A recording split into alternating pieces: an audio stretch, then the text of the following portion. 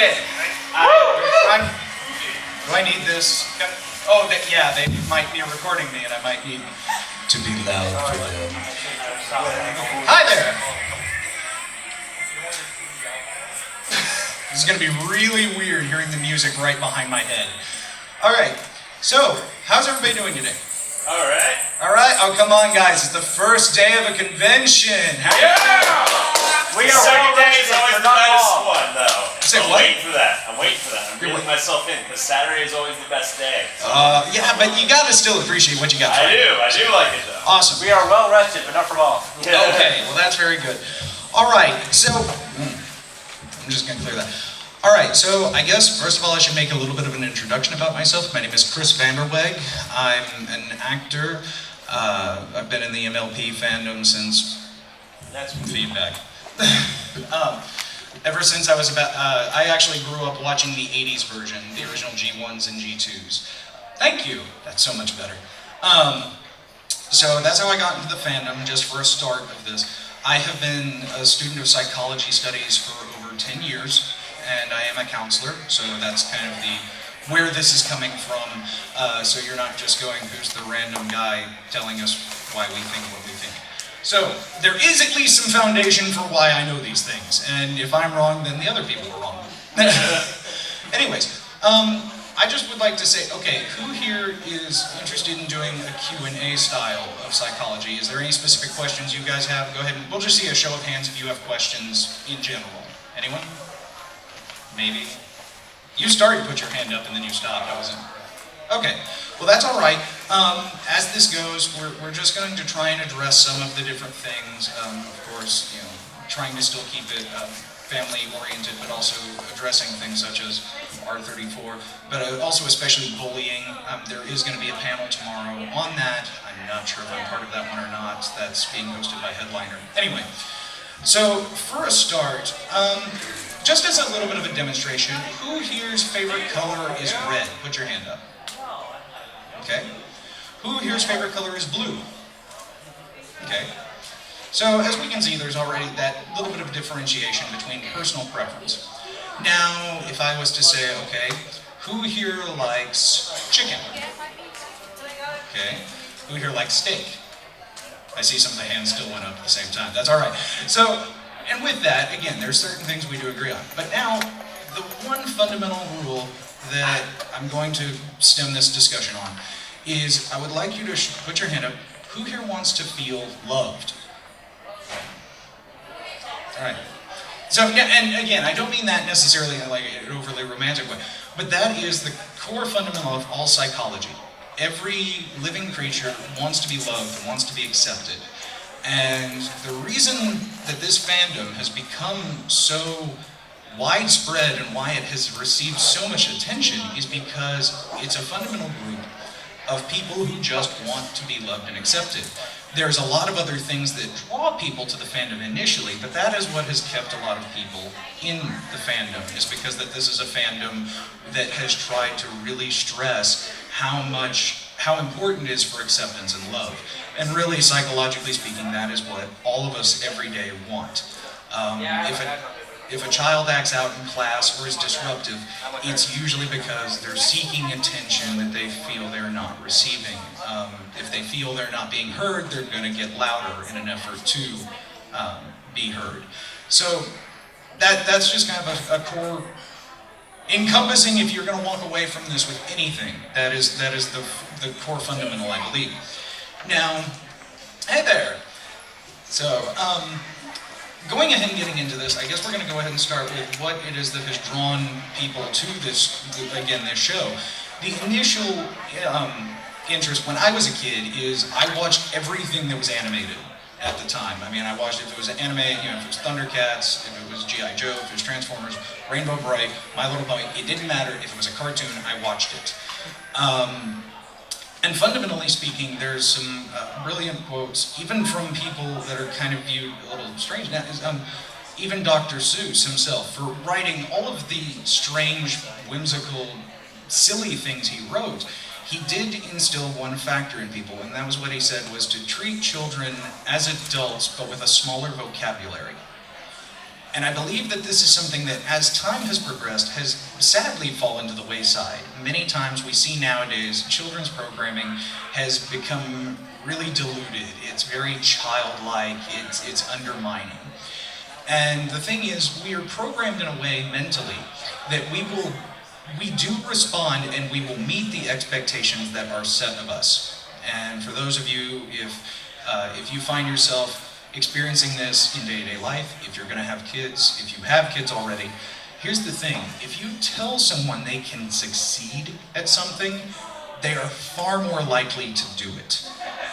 If you tell them you can't do that, you can't do that, most of the time it's going to cause them to just go ahead and give up and fail. Do you mind if I have a person from the audience for a demonstration real quick? Can I? Sure, come on. Just gonna step down here. And I want you to put your arm out and keep it as rigid as you can. Now, I'm going to apply pressure, okay? You don't have a bad shoulder or anything, right? Okay. So, as I apply pressure, I'm going to compliment you. And I want you to keep that arm firm, and I'm going to keep trying to press down. So, you have done a phenomenal job with your cosplay work. You're raising your son very, very well. You're doing a great... What? Oh, nephew! Well, you're doing a good job. You're being a great aunt. You're going to be that favorite aunt, aren't you? Yes. Smart. Anyway, so, I mean, but you see, here's the thing. This whole time, I've been pressing down really hard, and I don't know, do you feel much of a weight at all? A little bit, but not, I mean, you still were very good. All right. Now, go ahead and take a breather. I don't want you to feel like it's just me, using up the one arm. But now the demonstration with this is, that's the thing. Psychologically, our brain gives us more strength the more we are complimented, the more we feel good about ourselves. Now, sadly, on the same note, it can't be said, I'm going to do this even with a comical voice. I'm going to do this as unseriously as possible because, I don't want anyone walking away from this actually feeling hurt, but this is just to show that words do have power even if they're said in a goofy manner. Your arm okay? Yeah. Okay. So, you're a horrible driver, and nobody ever cares what you're saying. I mean, when you just walk into the room and it just goes on, and we can't even notice. I'm like not even pressing. I'm like barely using my weight, and see, this is. Now try to push back. Yeah. So thank you so much, by the way. I have no idea how you are as a driver. So, but see, okay. So this, everyone, is what we face every day of our lives. When we go out into the world. If we're interested in sci-fi, fantasy, cars, whatever it may be, when we find acceptance of people who are encouraging to us, it builds us up. And yet we're starting to live in a very toxic environment where people just have that tendency to be negative. Now, negativity feeds negativity. And I'm going to get back up here because they probably want me on microphone. But as negativity feeds, like I said, that child who may jump out and be acting up in class, it's not that they want to cause people harm, unless you actually have a mental sociological disorder, in which case there's a chemical imbalance, and we'll get into that later. But the majority it's just that they want attention, and this is the only way they've figured out to get attention. And many in this community and in this fandom are being attacked because it's something that is not understood, and because it's something that others feel there must be a catch to it. For example, if you may say, I enjoy the show, I think it's well written, I think it's funny, I think it's a good show, and they go like, no, there's got to be more to it than that. You go, why? And it's that they're not able to mentally grasp why it is you can enjoy simple pleasures in life. And this can go for food, this can go for entertainment, music. Hi, come on in. So many people, and again, if you were to ask someone, well, do you like this band? Some may just go, I've never had a preference for it, or I've never heard it. Others will get defensive and just be like, no, you can't like that band. Well, why not? It's a personal preference. So anyway, dealing with this outside influence that's coming in, that's just part of it. Now, the immediate thing is that many are going to be, you're defensive because they were defensive. So, you may say, I really enjoy their show, and they go like, and they may throw a stereotype your way. They go like, well, you're gay, or well, you must be a pedophile. And you say, and then you go like, no, I'm not, and it just escalates from there. The thing is to remember and remind yourself again about the love and the fact that this person really isn't supposed to be out to hurt you. Usually they're not. And if they are, they're just not worth the time anyway, in which case you can just dust your hands and walk away. But if their legitimate view is that, it's usually that they feel there is a danger of some sort. And in which case, the factor they feel there is a danger is actually a kindness. You know, it's a very neglectful person who doesn't care what happens to you. You know, if you were to say, I'm going to go play in the construction alley, you know, your natural is you're going to get hurt, you need to be careful. Well, then, of course, that is where it originally stems from, is that they're initially worried and they're trying to be protective of you. It's not that they're initially going out of their way to try and attack. But, of course, this brings us to part 2, which is communication. There's a lot to be said for the words and the power of words, and there's a reason my favorite author is William Shakespeare, there is so much to be said. For example, if you were to tell someone, you're so ugly, your face could stop a clock. That's going to get you punched, isn't it? Now, on the other hand, though, if you were to say to someone, you're so pretty, when I'm with you, time stands still. The fundamental same thing is that your appearance is causing time to stop, but one is an insult and the other is a compliment. So, being mindful of the words that we choose when we're responding to these different things does, of course, also come into play. And it's always better to take an extra few seconds to choose your words before you react. And again, this is to take a moment, remind yourself, they're not trying to hurt me, they're just upset, or they just don't understand. That is the core thing with having to deal with an outside influence. Is this going okay so far? Do I need to change things up a little bit? I don't know. I see people distracted in the back. I don't know. I'm just He was trying to steal this. Anyway, so, but that's as far as the beginning core to this show. Now, I think also a reason that the psychology to this has appealed to so many people is that we have a cast of 6 primary characters, all teaching a core belief system that is universal. And I say that because, be you Christian, atheist, Buddhist, the different qualities that are expressed through the main 6 and the elements of harmony are universal. If you look at all those different backgrounds, even if, and again, atheism focuses in on the community, the aspect of how people should get along in a community, because if community falters, everyone suffers, everything falls apart. And then, you know, of course, basic beliefs in Christianity. You should be loyal, honest, trustworthy. And this all does tie back into the main 6. By embracing this, but not being heavy-handed with it. Not every episode ends with them saying, you know, and thus, had they been honest, this could have been prevented. You know, it's still very lighthearted. But by the end of the episode, they are trying to still teach a fundamental lesson.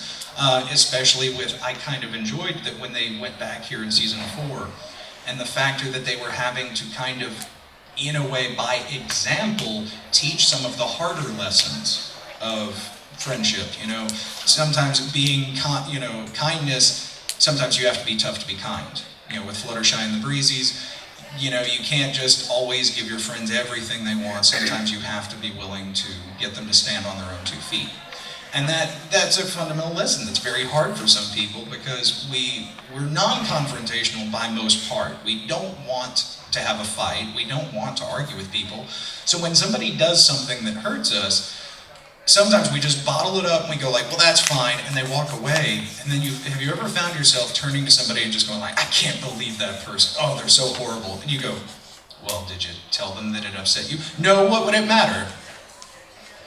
And what this is a problem with is that no one learns. No one gets better. The other person will continue to do what they're doing and upset other people. You're still going to feel mad because you never got any closure or resolution from it. And it just perpetuates. But it's all because someone doesn't want to be confrontational. And again, expressing how you feel is never wrong.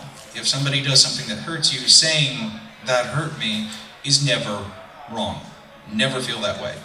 Now, how you say it might get things a little more complicated. But again, we talked about that already. So, with this, again, sorry, I'm slight tangenting. But with the cast of 6, there's someone for everyone. You know, there's a character that someone is gonna at least relate to or enjoy. And that's kind of a great thing with having 6 characters, because there's enough time given to each one. And I do appreciate that the writers have done a really good job at trying to balance episodes rather evenly. I mean, AJ could still use some more screen time, but, you know, let's just face it. I was saying the same thing about Rarity 2 seasons ago. So, that being said, it does appeal to a broader nature, because, you know, most, you know, females or even guys are going to sit there and go, brainy one, intellectual, you know, an intellectual, a sporty one, you know, bookworm, and, you know, the really kind wallflower. These are social aspects that we do see in our everyday life, and it's nice because, you know, things with television nowadays is they're always saying, are you TV entertaining? And this is the problem with things like reality shows. Not that I'm hating on all reality shows, but the problem is that they feel conflict and all of that is just the only entertainment factor. And that you have to meet a certain appearance standard and a certain personality standard to be considered entertaining. And that's not true. You know, we go through life and we know all sorts of friends of all different backgrounds, and you may have those ones you click with more, but it doesn't mean that the other ones are any less important. You know, I have friends that are based in theater. I have friends that are based in the pony community. I have friends that are based in social studies groups. So that being said, I never look at any of them and go, wow, I sure wish it was the, you know, pony group. They're a lot more fun than you guys. You know, I mean, it's, everybody has something to say and something to contribute. So giving this, this rainbow of different characters does appeal to a broader spectrum, because someone out there is going to go, well, I don't like those characters, but I do relate to that one. And that gets people more interested initially. Now, that being said, we do find that what has caused most to stay in the fandom, but also what has caused most to leave, I believe the recent Brony research said that it was an indicator of about 40% of people who leave the fandom is because of the behavior of others in the fandom and things that have been said or done. And, you know, this is a very tragic thing, because, again, for a community that wants to embrace and be socially acceptable and strong, you know, to realize that almost 50% who leave, it's because they felt something was amiss. Now, a few things that this could be, and I've seen happen, some are that they're a little overzealous, I guess you could say, that the pony community has become their life, their blood, and it's all they can think about and talk about. Now, that being said, if that is what has brought that person out of a very dark place, all the power to them. And again, I'm not, you know, against that in any way. But no matter what topic it is, we all have limitations. We have things where after a certain time frame, we start to sit there and go, okay, I could really use a change. Like, again, we talked about chicken and steak earlier. You may really love steak, but if all you have to eat is steak every day of every meal for a month, you might find yourself not wanting it anymore at the end. And so I think that sometimes that is a thing that happens in the fandom, is that unless you're able to step away from it from time to time, take a breather, and then come back and find the new and fresh art and fanfics and videos that people have done. But if you're submerged in it, you suffocate. And again, that's I like that analogy. Anyway, but so when somebody might say, like, I'm just really not into it right now, or I'm really feeling like I should step away. I'd really rather not talk pony right now. Then it might be a bad idea to say, but I just wrote a fanfic, read it, because then you're just kind of like, all right, that was a little disrespectful. Anyway, so another thing that has caused this withdrawal is that the MLP community is fundamentally all ages. Yes, the target demographic was originally little girls. It ended up also appealing primarily to a group of 20 plus males. And then we also do find, though, that it's become all ages. Everything from children to, I've seen some that were grandparent ages doing cosplay of Granny Smith, and I thought that was awesome back at Acon. But this, because it's so diverse, it becomes increasingly difficult to censor things. And what I mean by that is we do live in the internet superhighway. You can look up anything you want. If you want to watch more videos, you can find more videos. If you want to look up images, you can. And this is the part of it that most of the community does not want to talk about are things such as CLOP or things like Rule 34. And they just kind of decide like, well, I'm gonna pretend that isn't there, I'm not gonna really acknowledge it, and I'm just gonna, continue to say that this is a happy, family-friendly thing. And again, at the core, this fandom is family-friendly. The thing with R34 is that, and again, this is why I'm gonna use that term and not the other, is because that has, the whole rule is, if it exists, there is something of a pornographic nature to it. That does not mean just MLP. That means everything. That means Disney, that means non-cartoon things, anything and everything, people have done this. So anyone who uses that against the fandom or comes and says like, well, there's these people who do this. The sad factor is there's people who do that to just about anything. And if that is something they do in the privacy of their own home, all right, that's their decision, that's the same as any other adult's decision.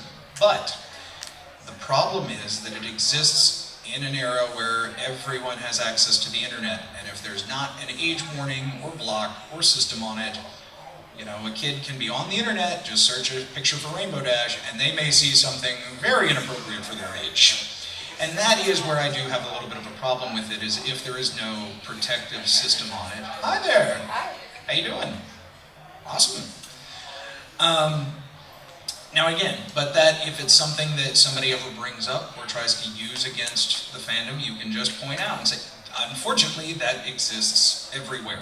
And if that is what you're going to try and use against this fandom, you need to also write a letter to Disney and Nickelodeon and everything else that has ever been child-friendly. Because someone out there made it non-child-friendly, I'm sure.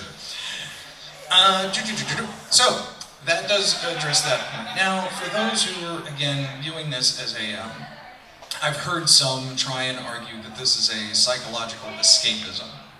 And true, there is a level of escapism that all of us have. Very least, when you have a hard day at work, what do you do to come home? When you come home from school or work, what do you do to unwind? Just music? Right. Okay, and what do you do after you've had a bad day? Just try and... Movies? Alright. So, again, this is a way to get away. Those are things that help you to get away from the stresses that you have faced, and this is no different. And true, I'm sitting up here in a costume, because costuming and acting helps me to relax and helps me to have fun. So, anyone who has a thing against something that helps you relax, that in essence, now mind you, if what you're doing to relax is dangerous or physically harming, you might not want to be doing it. So I'm not condoning everything that you do to relax is okay, because I don't know. But fundamentally, there's no harm in that. And if anybody wants to try and say like, well, that's a silly thing, you go like, you go work on your car. I go and sit and watch, AMVs. Go watch a movie. So, again, psychologically speaking, this is a normal situation. I had a train of thought and it derailed. Cover that. When it comes to people saying that, the fandom is for, is primarily the biggest one that has been encountered is pedophilia or homosexuality. And this is, of course, a very sensitive topic to me because growing up in theater, I do know many people of homosexual nature.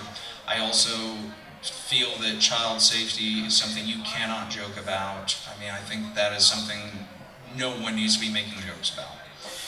And so to hear such a loving fandom connected essentially with those two things, I feel is potentially insulting in many ways, but I will get to that. Let's first examine the pedophilia. Again, just because someone enjoys theater or something like this does not immediately paint them as a stereotype. Just because a man is comfortable enough to wear pink does not mean he's inherently gay. Additionally, there are people who have served in the military that are some very wonderful people that I've known, and they're quite straight. And they're also one of the few who will break your arm the moment you insult anyone else in the fandom. So, again, stereotyping is never good. And that stems not just with this fandom, but other fandoms. That's the same with ethnic backgrounds. And it really can be connected to that as well. That would be the same as saying, so to really try and punch this home, you would hopefully not live in a time where people are still racist. If you encounter that, that's just how they were raised. With a great deal of discussion, you may be able to get them to agree to something else, but it takes a great deal of time and energy. And the best term I can use is to be wise as serpents, but innocent as doves from the Bible. Because if you give them nothing to insult, if you give them nothing, no basis for their argument, then there's not really anything that they can say against you. And this does, of course, require being mindful. You are in a place where there are children, there are younger people, and I know fundamentally there was a problem. One of the photographers I know faced an issue because there was a young woman, or a girl, who her mother had made a beautiful Cadence cosplay. I mean, it was gorgeous. But then the photographer felt a little nervous trying to approach and ask for pictures because they did not want the mother to feel like there was something inappropriate going on. And, that's sad, but that's a good professional way to be, because you would rather be extra cautious and approach the mother and talk that way, rather than ever just overstep the boundaries and take pictures, because, again, that can look inappropriate. There are those in the social circle of bronies who are socially awkward. And this is not an insult to them, but it's just that they have not found the way to express themselves fully yet, or if they want to. There's some who, the moment, again, going back to that love factor, they want acceptance just the same. And we've all had a moment in our life where we may say something, and the moment the words leave our mouth, we go, oh, that sounded really not like what I wanted to say. It either sounded too angry, too sad, too pleading, and you just wish you could pull it back. And people who are usually very internal, people who spend time mostly with themselves, the thing is they will begin to overthink everything they say and do. And the problem with this, while it's good for taking time, is that if they ever end up saying something and you respond in a slightly negative way, they will start to try and overthink it. And this is potentially dangerous because then they start to feel bad. And they later sit there and go like, oh, they hate me because I said that, I was inappropriate. And you go like, no. It's just, but again, this is that communication factor that we talked about earlier. Because if you don't tell the person, but be clear and concise. Otherwise, they're never going to learn, they're never going to change, or they might even be sitting off to the side, really beating themselves up over something that really you were okay. It was just a minor, whatever. I was in a production once, and something along those lines happened, and for half the show, I was really torn up because the stage manager had told me that one of my fellow actors was very upset with me, and I was just, oh my gosh, I'm so sorry. And I was like, well, I'll talk to them. He goes, no, don't even talk to them. Well, this just tore me up. Finally, at the end of the show, I just went over and I said, I'm so sorry for what I did. And she goes, what? And I'm like, they said you were really upset. She's like, no. I'm like, so, again, you never know. When we may sit and overthink things, somebody else may be doing the exact same thing as they've walked away.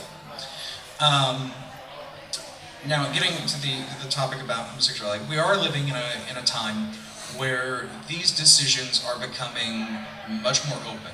As of 20 years ago, you would have never heard about this in the open. Like, it was something that was just kept really, really quiet.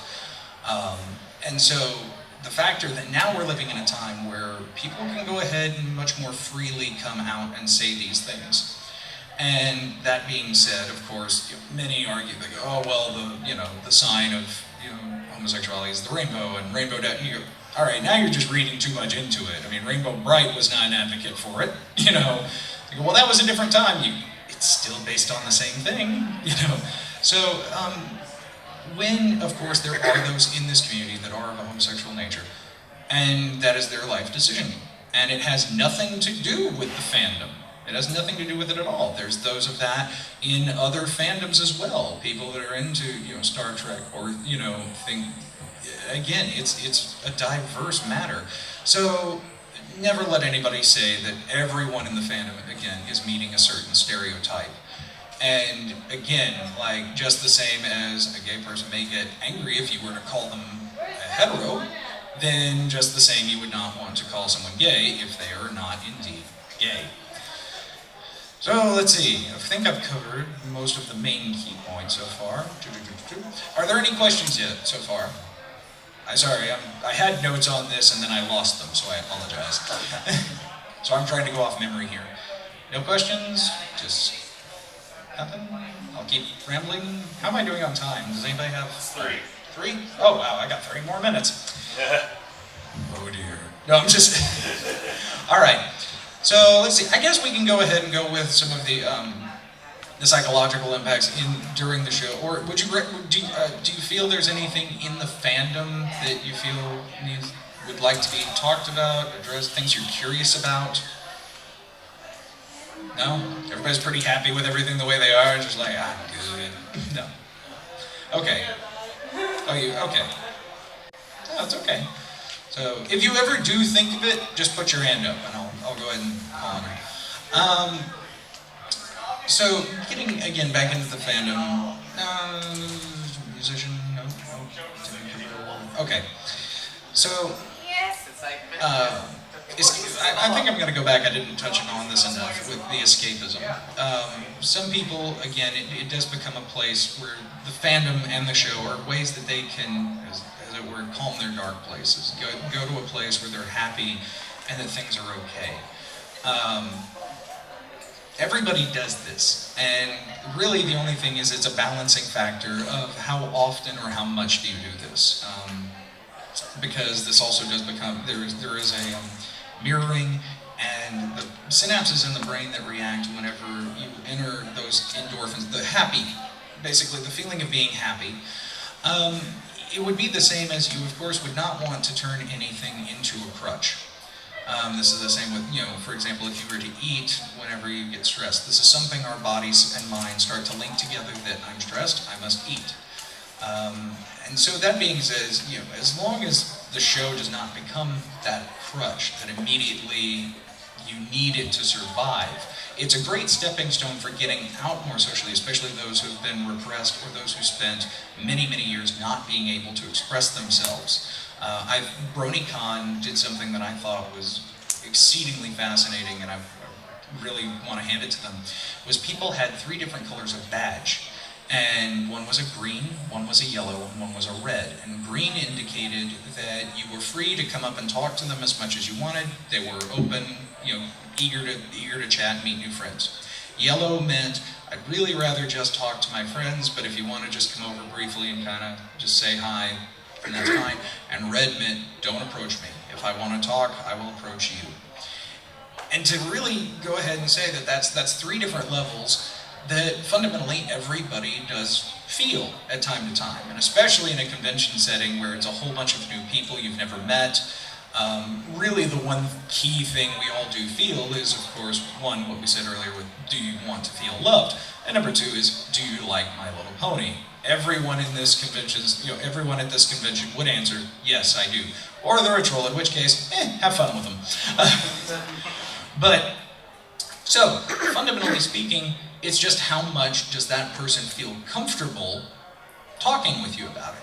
And some people would really rather just kind of sit and listen. And I know that for me personally, I have a little bit of a hard time with that at first, because I feel like if someone's not talking, they must not be enjoying themselves. They must be really kind of thinking of something else. And I start to get worried. I'm like, am I boring you? Am I talking too long? And they're like, no, I'm just listening. You go, just checking, because again, you never know. But that again stems us back to trying to make sure that people are comfortable and that people are feeling in a good place. And this is still why it is important to tell people if you don't feel comfortable or in a good place, because they have no idea, we're not mind readers. Would anyone happen to have a click pen at all? Anyone? No? Oh, good.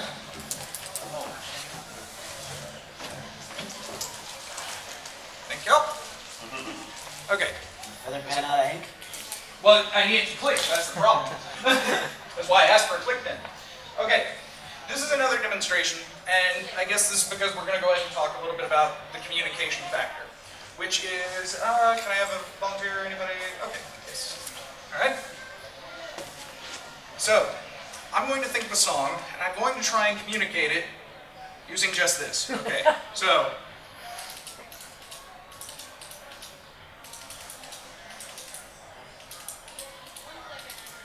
Any idea? Guns N' Roses. No, but it's okay. All right, and now I would like you to also do the same, and I'm gonna give it a shot. Okay, so go ahead.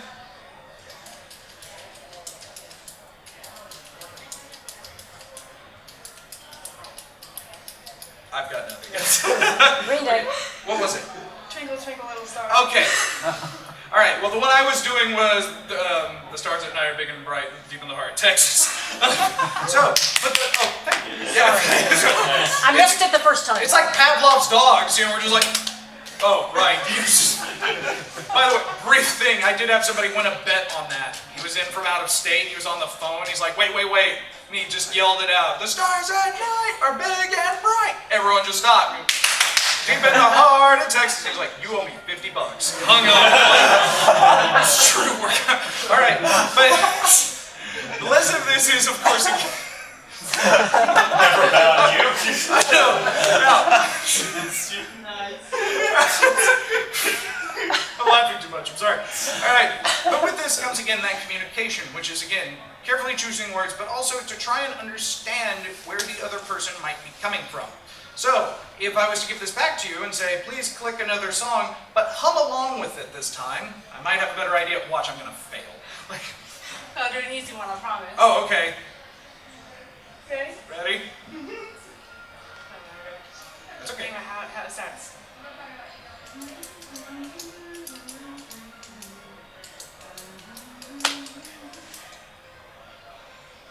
Dang it, I'm recognizing it, and I can't.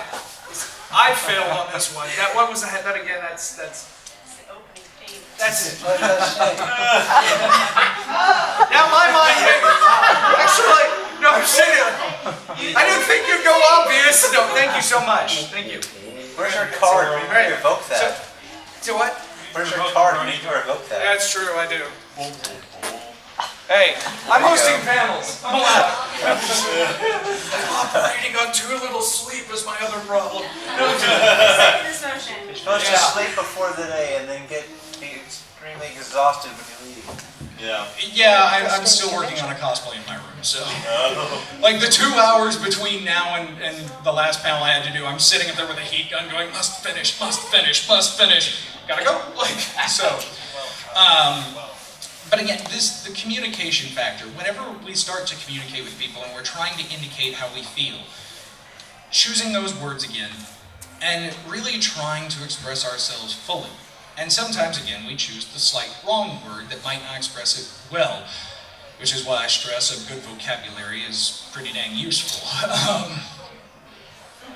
Anyway, but that being said, is just take the time. It is better to take an extra 5 minutes to try and make sure that the two of you totally understand each other, rather than try and speed through things and that may cause, days worth of damage. As the old motto, an ounce of prevention is worth a pound of cure. And so that does take care of it. That does help prevent problems in the long run. It helps us to get better as human beings and does help us to get along better as a community. So, that was the communication. Any questions yet? Still? No? I didn't say too much now, did I? A little bit. Oh, yes. There's kind of this thing happens where I've made friends from bronies online, Right. and then it dawned on me, one of them kind of didn't really use the brony fandom as a crutch, but rather as a source to find friends and use them as a crutch. I see. Okay. And it got to a point where not only was he obsessively over me, and I would have to tell him several times that, dude, I'm happy to be your friend and talk about your issues, but you're getting too emotional and too clingy on me, and I am a married woman. Right. Please don't do it anymore. But he kept doing it until I had to just cut him off completely. Right. And it dawned on me that he was never really into the fandom. He was into the people I see. that were in it. Okay. You do raise, and that is a good cautionary tale, and I'm actually thankful you brought that up, because there are people out there who it's not, again, by their own choice per se, but they become an emotional sponge or a leech. Not only that, but this was a person who went to rehab, lied about feeling better, went home, and came back in order to leech off us again, and he had actually attempted to commit suicide. I see. He came back from that, and I haven't found out about it yet, but he basically insulted everybody else that I thought was his friend, and said that I was the only one important to him. At that point, it made me very uncomfortable, and I Right. said, I'm sorry, I can't talk to you anymore, and I blocked him Yeah. since then, so. There's the thing also with that is that and again, this is not 100% with each person, but that as we get to know people, there are those who we feel just really comfortable with, those who we feel we could say anything to, and we just feel, really at ease with that person. And this is a good thing, and actually the more people you feel that way with is actually pretty good. Because it means you start to feel comfortable with yourself, you feel comfortable with them, and you're just at peace. Now, that being said, there are those who become so insecure that they find themselves clinging to something, or someone as much as they can, and it becomes a weight, because you're trying to keep yourself emotionally afloat and stable, and then you're trying to keep pulling them back up, and when it becomes that, every day there may be a phone call, every day there's another problem. It was every day for yeah. 6 months. Right, and that does become tiring, Yes. because it does, the emotion drain on us. It has been shown through psychological study that the body, who here has ever gotten like a stress headache? Anyone? I know I do. Okay. Has anyone ever here gotten sick to their stomach from stress? That's what I always say. Okay. Now that is actually, it's your body's chemical reaction to stress, because the way our brain works is that it's trying to function and give you a distraction from what is causing you this emotional or mental fatigue or problem. Because it feels like, hey, we can distract you from that. The problem is sometimes it doesn't actually distract us very well, it just causes another problem on top of whatever is going on with the problem. So, but that being said, is that when somebody becomes that, it means that they're treating you as that medicine. They're treating you as that relief from the problem. And much as you said, this person that seems to be trying to use people for that relief. And the thing with that is, there's nothing wrong with, spending time with people as a relief. But as you said, the crutch. And the thing with it is, again, a matter of respect for your fellow man and for the people who are there for you. I have some friends, and sometimes I may just have to say, guys, I want to help you. I care about you, I love you, but right now I have nothing more to give. I'm sorry, please come back to me, but right now I might need you to seek out some other form of help. And that is really what fundamentally has to be done. And if they're willing to respect that, then clearly they're willing to respect you as a person, and the friendship is there. But the moment they start to go off and go, well, then you must not really care. Well, clearly they're not really listening to you. Clearly they just want their immediate response. And people like that, they do need help. But what they need is to slowly be brought into that things are okay. Things are okay. You're gonna be fine. Just try and respect people a little bit more. We had something like that happen in a production I was in. There was a new young man when I was in college, and he was a new stage manager. and he was coming into a group. Everybody knew each other really well. We'd all worked together at least twice before. And he was new. And every time there was something coming up, he really tried to leap in and tried to, you know, take over everything and go like, why he deserved to be there, and oh, well, this is how we did things back where I was at. And it was really grating on a lot of the actors and tech crew's nerves because they felt like, you know, who are you? We don't even know you. You keep talking about where you've been and what you've done. And it wasn't that he was trying to insult people. It's that he felt insecure. He didn't know any of us, and he was trying to prove to us that he came from a place where he had, you know, some skill. And so all I had to do was take him to the side and I said, you don't have to impress us. You're already cool. You're a good guy. You work hard. You can be at peace. And he was just kind of floored by that. And then sure enough, within a week, he was just, you know, fitting right in. We were all laughing and having a good time. And everybody was like, I don't know what you said to him. I was like, just what he needed to hear, which is that he was a good man and that he didn't need to worry. And so fundamentally, those people who are really frantic about these things, people who feel like, you know, today I got a call from work and they hate me. Usually it's that they feel like the world is against them and that this is the best way they can find to alleviate it, is to just, you know, I'm cursed, everything is bad. And you just go, no, it's okay, everything will be all right. And if they continue, sometimes they just need to vent. And in that case, you know, just let them talk, you know, and they're good. They don't even necessarily need you to fill anything in.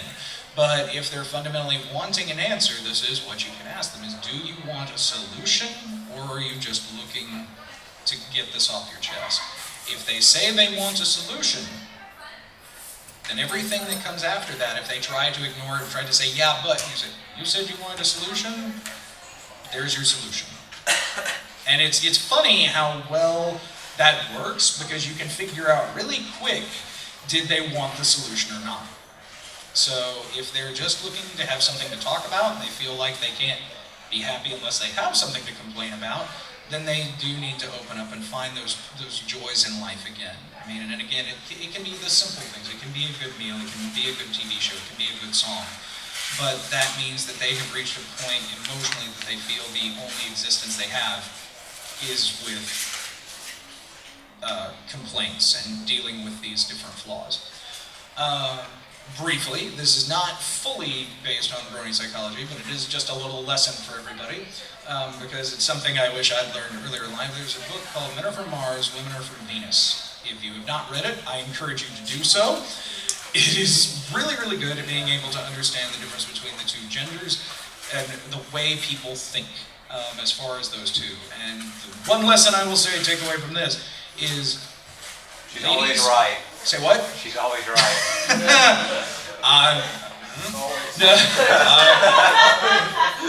Brony Fan Fair is not responsible for any injuries that happened to... No, I'm sorry.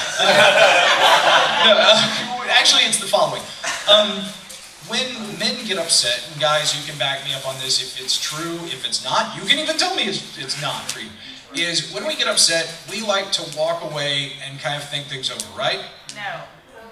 Wait, what? The women are answering. It's a lie. No, but I mean, you know, like the like, I need time. I'm just gonna go and think, right? Yeah. All right. I would disagree. Oh, you on wouldn't that for as you. well. Okay. No, he's all up in my face. I'm the one that's like, I need to go walk away. Okay. Well, and again, mind you, what I'm saying is not 100% like always. Well, actually, I would argue that men are very, very practical. Yes. Incredibly practical. Like, if taking a break from whatever it is the best solution, yeah, but it's very, like, here's a problem, okay, how do we fix it? Very upfront. Right. So I would actually disagree that men are, because I see that a lot. Usually, if there's sort of like a problem between people, men they define the problem. And then try and find the solution. Yeah. Right. And again, like, actually, that's really good, because that is going to lead into something. The way I meant that more is, and you are so correct, though. You are 100% correct. What I meant by that was more if it's a case of, like, I need to figure out a solution, I just need to take a moment, and then I'll think it over. And then, like, they just go. Yeah. So yes, but you are correct. Because now, ladies, when you're upset, you want what? The person to ask, right? Yes. Right. So with this, with the psychological study they had showed that it's kind of a difference in men. It's kind of like they want to go in their cave and just have some time, and then they're going to come back and they'll figure out the solution. Women, ladies, when a friend walks away from you, oh God, I must have done something horrible. I need to run after them and try and fix it. Those two mindsets, if both genders knew that that's how the other viewed it, it would solve a lot. Because I've seen so many people where they come in and it's just a case of, well, he doesn't want to talk to me. And they're like, there's nothing wrong. And it's, but meanwhile, the same is that she's like, well, I walk away and he doesn't come after. Well, it's because he thinks that you're a guy. She's treating it like you're a guy. You just need a few minutes to kind of vent and then you'll come back. And meanwhile, it's like, but he needs to understand you want him to follow and come and make sure you're okay. So, brief little psychology lesson, that's the whole thing about well, he doesn't communicate. There's nothing to communicate. Well, she's always walking away. Well, you don't follow. So, ta-da. But yes, again, now the practicality and the thing I'm glad you brought up is that there is something that has been shown with the way women's minds, the chemical release in their mind, it actually does more times than good. It helps for them just to be able to vent. Like 9 times out of 10, the moment they just talk out the problem, they feel better. Like they don't even necessarily need the solution right then or anything, they just want to talk about it. But guys, we have this tendency that, oh, there's a problem, we need to find the solution. And that's what causes, again, kind of a flux, because the guy will be trying to stop the story and interrupting him. So what do we do? What do you want? And then they're like, I don't want anything, I just wanted to talk about it. And you go, oh, okay. So, 2 little bits of fun little male-female psychology there. Sorry, I know that was a tangent, but I felt we had the time, so why not? Any other questions? Yes? I don't really know if this is like on topic, but I don't think the audience cares at this point. something I've always wondered, and I haven't really come up with a really solid answer other than just it's actually human nature anyway. Why, as a fandom, are we collectively, not individually, collectively obsessed with our inevitable death? When this fandom will end. Oh, I see. I got you. Since year 2, I've heard nothing but talk of how this fandom will end. It's all going to be over when it's gone. There's still freaking people here. I think that's a very good question pertaining to this. And it's natural for humans to plot the end. That's why we're obsessed with doomsday things, or this or that. It's kind of our, what's that, I don't know, mortality complex. Yeah. Kind of thing. It's generally human, but you remember that whole thing I went into about the Bronies being in the military? Yes. Atheistic sort of. We have a sense of commonality. Mm-hmm. We're a fandom. We have certain things in common. And one of those things we have in common is we are really, really focused on how this is not going to work anymore. When really the truth is, it actually works. Well, I think. Yes. Can I just point out something that relates to what he's talking about that I think explains it all? Of course. What is Samsung's slogan? The next big thing. Because we live in a society that always wants to be part of the next big thing. And I think it relates back to what you said earlier about 50% of the people that leave the fandom. It's because a big chunk of that 50% of people who left the fandom only want to be here because it was the next big thing. And now they've moved on to whatever the next big thing is. It's the way society works. And so the people that stick around are worried about when is it going to go away, because they see that constant bleeding of people that have to always be involved in whatever's hot at the time.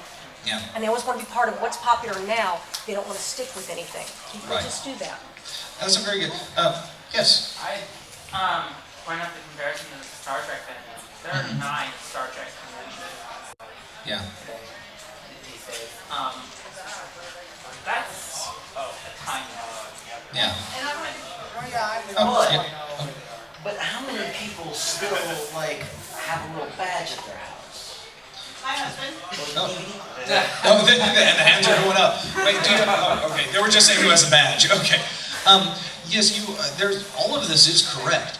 I do believe it was something like 30% left, and we're just like, yeah, I'm just not interested anymore. And then there are those who just get into it because it is the next fad. I mean, I think there's a little of all of these things. And again, there are those who get into it and then leave because something traumatic may have been said or done to them while they were in the fandom and felt, and now it's association. They feel like they see the fandom and they just remember that bad thing. They may not blame the fandom, but it's ingrained in them now. So I do think, yes, there's the factor that it's a fan. Is it just a flash in the pan? There's the how long can it last? Because again, even though there are fandoms that still exist. Thank you. 5. Okay. I'm going to try and, I guess I'll wrap up on this topic, is with these things, there are still conventions. There's tons of them more every year. Just not all of them are devoted to Star Trek. There's multi-genre conventions, there's comic paloozas, there's all those things. Yeah. So, I mean, I think that this has made an impact that, of course, it can still follow where it's going to go. But I think what they fundamentally are worried about with the death of the fandom is because no one wants to see something good go. And they want these core fundamentals to still live on. And the idea of seeing something good go. I mean, we've recently lost Robin Williams, Joan Rivers, and Betty White. And so these were 3... Did she? She's actually still... Yeah, Betty White's fine. Oh, she is? Yeah. Okay. Sorry, I haven't been near my computer. Everything I've been getting is from other people, so I was like, okay. Joan Rivers died. Oh, well, but still, this does bring us to, again, that mortality thing. And the factor that we know, even if this show continued, and even if they did, like, there's a production in Britain called Last of the Summer Wine that has been going on for well over 20 years, and what they've done is they cycle in and out characters. They bring in new actors and characters and let some of them fade out. And it's the same as many of these, the different soap operas, is that they just cycle in things. Even if My Little Pony reached that point, that they cycled in other characters and brought in new things and new actors, because inevitably, one of these days, Tara Strong will be as old as Betty White. Or, these things happen. And so the fundamental is the worry that you don't want the happiness to end. And truly, you have a fandom that is starting to make, but you also see this. There were those early on making episodes, doing full-on animation. But as interest in things kind of comes and goes, it's not that they no longer care for the fandom. It's now, do they care to spend several months making an animated film for the fandom? And I think that is what people are terrified that they know subconsciously is going to happen at some point, but they just don't know when. But with that, as in life, the lesson is to cherish what you have now. That's why it's the present. It's the gift we have to enjoy. We can look back on it afterward with fondness, but don't let the future be buried to you. Yes, one last question or statement? More a statement. Okay. Just, we have to talk about mortality and things like that. When I look at this fandom that this is going to, I look at more like how this has affected society in a positive manner, and those who join it, those who join it, and see the documentaries how people or bronies talk about it or try to invite more people into the fandom, which in turn makes them become, loyal, friendly, courteous, kind, respect, all these things that are independent or in the TV show. Yeah. Kind of looking towards the future of things, maybe the TV show ends on that, but what can this fandom do in the future as more to affect society in a stronger way? Not like a religion or anything like that, but able to help the society, help the function of people, this crazy world is getting worse and worse, help it become better. Yeah, and that is true. As the world gets darker, the people who are really trying to make it a better place are really standing out and shining, and that's what, you know, we hope that everyone in this fandom is able to do. Heck, not just this fandom. I mean, even if some of you find yourselves walking away from the fandom just because it doesn't interest you anymore or you have no interest, as long as you take that life with you that appreciates those 6 elements, that is able to enjoy and feed your inner child in a healthy way, then I hope that this, you know, this does carry with you, be you an MLP person or not. Yes? Mm-hmm.